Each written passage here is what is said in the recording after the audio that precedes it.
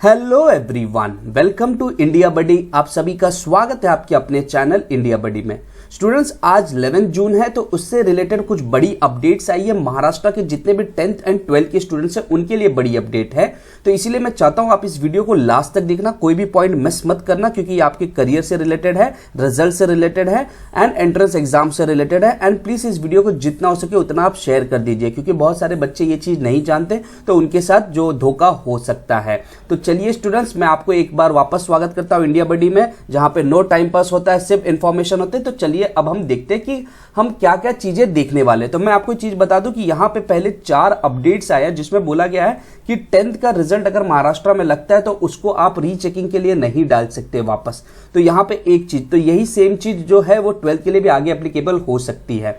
दूसरी इंपॉर्टेंट चीज है कि 10th का रिजल्ट के जो डेट्स है वो कब तक लगेंगे, उसी से आपको आइडिया लग जाएगा कि 12th के क्या है।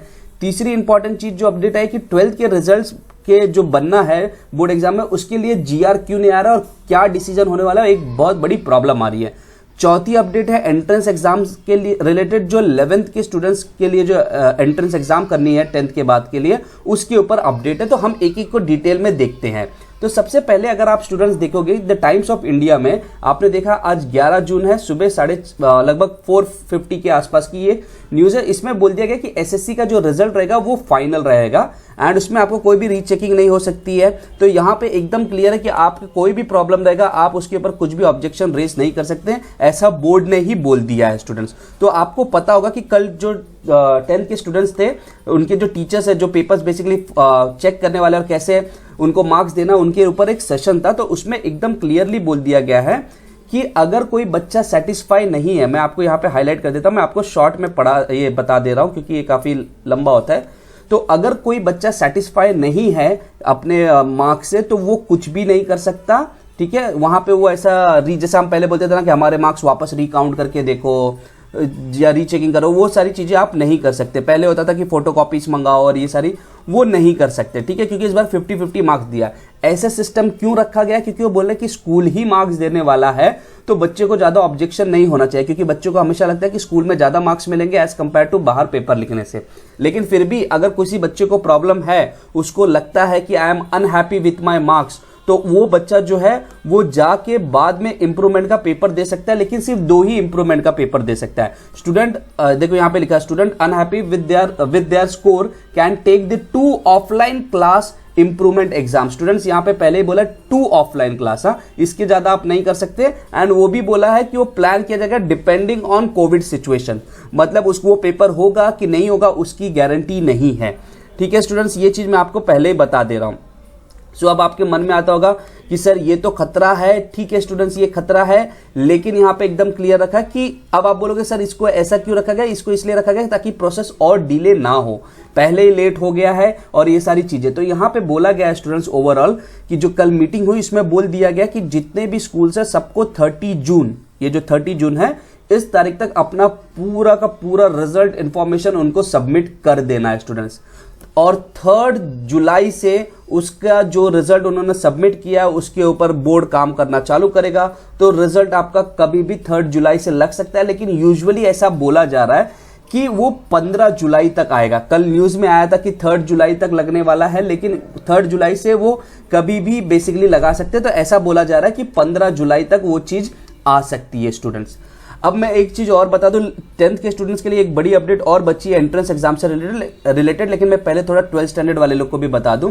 अब 12th स्टैंडर्ड वाले स्टूडेंट्स का प्रॉब्लम क्या हो गया है कि उनके लिए रिजल्ट कैसे बनेगा, इसके ऊपर अगर देखा जाए तो बच्चों में ही, टीचर्स में भी डिवीजन बहुत ज्यादा है, ठीक है। तो वहां पर यूनिफॉर्मिटी नहीं बन रही है, मतलब एक यूनिफॉर्म डिसीजन नहीं बन पा रहा है। अब स्टूडेंट्स मैं चाहता हूं जितने भी 10 के स्टूडेंट्स हैं एंड 12 के स्टूडेंट्स हैं, मुझे कमेंट में आपका जो सुझाव है वो जरूर देना, क्योंकि ये जो 2 अब मैं न्यूज बोलूंगा ये आपके लिए सबसे ज्यादा इंपॉर्टेंट है। तो आप अपना सुझाव जरूर देना कमेंट में कि आपका डिसीजन क्या है, एंड डेफिनेटली उस डिसीजन से लेने के बाद मैं आगे वर्षा गायकवाड़ मैडम या जो हमारे एजुकेशन सेक्रेटरी है उनसे मैं लेटर्स और बाकी सारे तरीकों से उनको इन्फॉर्म करने की कोशिश करूंगा। तो यहाँ पे अब पूरी सिनेरियो क्या है स्टूडेंट्स की, यहाँ पे बोल दिया गया है कि जो 12th स्टैंडर्ड के स्टूडेंट्स है, ठीक है, देखिए ये भी आज ही का न्यूज है, मैं आपको यहाँ पे दिखा दे रहा हूँ। जो 12th स्टैंडर्ड के स्टूडेंट्स हैं उनका प्रॉब्लम ये है कि 11th में उन्होंने उतनी अच्छी पढ़ाई नहीं की, तो अगर हम 11th के मार्क्स को कंसीडर करेंगे तो वहां पे प्रॉब्लम हो सकती है। दूसरी चीज, बच्चे 10th पास करते हैं तो 11th को एक रिलैक्सिंग ईयर की तरह लेते हैं कि जिसमें वो रिलैक्स कर सके एंड 12th में वो बहुत अच्छा परफॉर्म कर पाए। तो इसलिए बोला जा रहा है कि 11th की ईयर ना लिया जाए। तो ये भी आप मुझे बताइए कि आपकी कमेंट आपको क्या लगता है। दूसरी चीज बोला गया कि 12th के भी जो इंटरनल जो पेपर्स हुए उसको भी नहीं कंसीडर करना चाहिए, क्योंकि इसमें बोला जा रहा है क्योंकि जो 12th के पेपर होते हैं उसमें बच्चे एंट्रेंस एग्जाम की तैयारी करते हैं एंड एंट्रेंस एग्जाम की तैयारी करना मतलब उनको क्या होता है कि उनको मेन प्रॉब्लम है कि उन्होंने जितने भी इंटरनल जो पेपर्स होते हैं जैसे यूनिट टेस्ट या सेमेस्टर जो 12th स्टैंडर्ड में देते हैं वो भी उतने सीरियसली नहीं देते। उनको लगता है कि हम अपना फुल जो पोटेंशियल है वो बोर्ड एग्जाम में देंगे, ऐसा पूरा इस आर्टिकल में लिखा है। तो इसलिए 12th को भी नहीं कंसीडर किया जा सकता।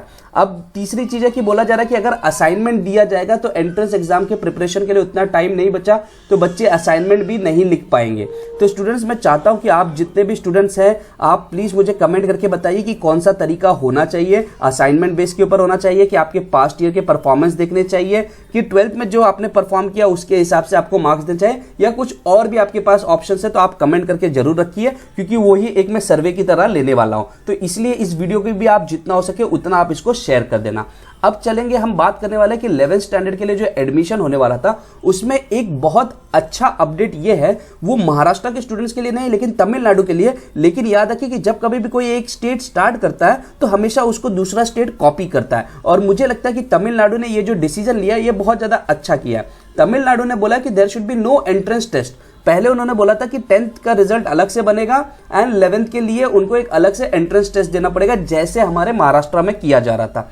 लेकिन अब तमिलनाडु ने बोल दिया कि नहीं, इससे बहुत ज्यादा टाइम और एक्सटेंड होगा। एक तो रिजल्ट बनने में टाइम, फिर पेपर कंडक्ट करवाने में टाइम, तो वो बहुत ज्यादा टाइम लेगा। तो तमिलनाडु गवर्नमेंट ने क्या बोला है कि कुछ कॉलेजेस ऐसे होते हैं कि जिसके लिए बहुत ज्यादा स्टूडेंट्स सोचते हैं कि ये कॉलेज मुझे मिल जाए। अब यहां पे इन्होंने एक डिसीजन लिया जो बहुत अच्छा है। मान लीजिए स्टूडेंट्स की अगर हर एक स्कूल से समझिए 100 बच्चे हैं एक स्कूल में, और उसमें से लगभग 10 बच्चे जो होते थे वो बोर्ड एग्जाम में 90 क्रॉस करते थे। ठीक है, मैं एक एग्जांपल दे रहा हूं, 10 बच्चे 90 क्रॉस करते थे। लेकिन इस साल अगर आप देखोगे तो इस साल बेसिकली स्कूल जब मार्क्स दे रहा है तो शायद वो 10 की जगह पे 15 हो सकेंगे, क्योंकि इस साल तो 10 की जगह पे 15 दिया जा सकता है। तो होगा क्या कि कुछ लोग बोलेंगे कि जो 5 बच्चे थे जो डिजर्व नहीं कर पाते थे उतना, मतलब उनके परसेंटाइल जो होना चाहिए था वो 88, 86 होना चाहिए था, लेकिन स्कूल ने इंटरनल में ज्यादा मार्क्स दिया तो 90 तक टच हो गए। तो तमिलनाडु गवर्नमेंट बोलता है एक साल की बात है ना, तो हम क्या करेंगे, एक साल के लिए जो भी अच्छे अच्छे कॉलेजेस है उनकी सीट हम 10 to 15% और बढ़ा देंगे। तो होगा क्या, ये फाइट होगी नहीं तो कुछ बच्चे क्या बोलेंगे, मैं एक्चुअल डिजर्विंग था, इसको स्कूल ने मार्क्स बढ़ाया इसलिए मेरे बराबर आ गया।